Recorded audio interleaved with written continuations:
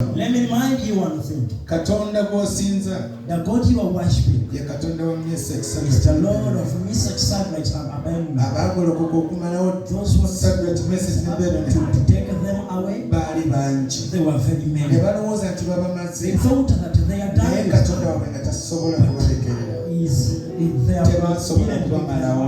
They didn't make Katonda waabwe yagulumizibwa. their Lord was raised up. Katonda gw'osinza The Lord that you ye worship Katonda wa Danyeri. is the Lord of Daniel. Baamusuula mu mpuku y'empologoma. They put him in the lion's Ne den. balowooza nti bamumaze. They thought that they Naye nga had tebasobola but kumumalawo. they didn't take him. Katonda gw'osinza The Lord that you ye worship Katonda wa Yona. is the Lord of Jonah. Ekyennyanja kyamulya. The fish, Ne kimumira kirowooza nti kimize ennyama. it swallowed him and Ne it kyerabira nti mu Yona mulimu omuliro. thought that John Kyamusesema tekiraba mu maaso it n'amabega. vomited him when it doesn't see. Waliwo ebinaatera okukusesema. There are things which are all Oyinza okuba tonategeera. you might not Eyo understand. embeera ekukutte ekyakuteeka ssere. Situation which is handling you Eneetera okukuwangula for ettale. a period.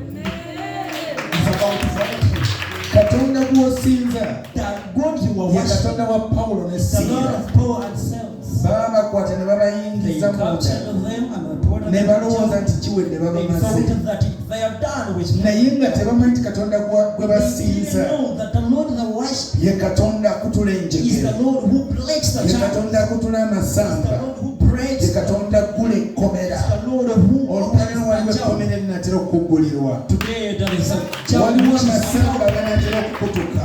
some clothes which Katonda gw'osinza the Lord of whom ye you Katonda worship wa Kaana. is the Lord of Hannah. Kaana yamukaabirira. Hannah cried unto him. Ng'abalabe balowooza nti When awedde. the enemies were thinking Nga about that, balowooza nti they kiwedde. were thinking that she Kaana n'akaabirira Katonda. Hannah cried unto God. Kaana n'ayita Hannah Katonda. called God. Kaana Katonda n'amuddamu. Hannah, God Ekisa kya Katonda ne kirabika eri the mercy Kaana. of the Lord N'afuna okuganja.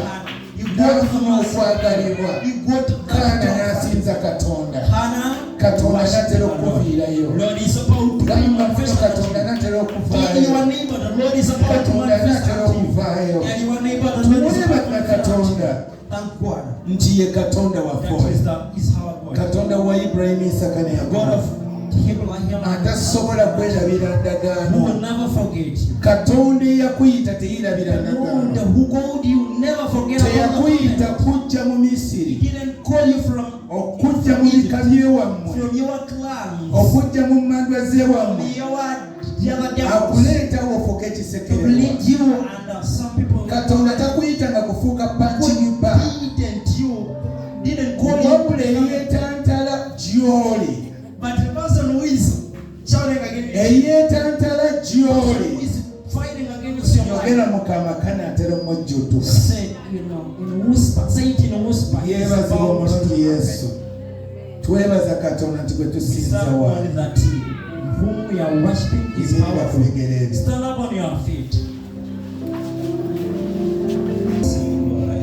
1 Peter olw'ekigendererwa. Njolese ettendera Mukama. Era gwe Katonda eyammunga. Ekitiibwa kyo kirabikire ku nsi. N'olwaliro ndi mu maaso go. Okwagala kwa Mukama kulabikire gye ndi.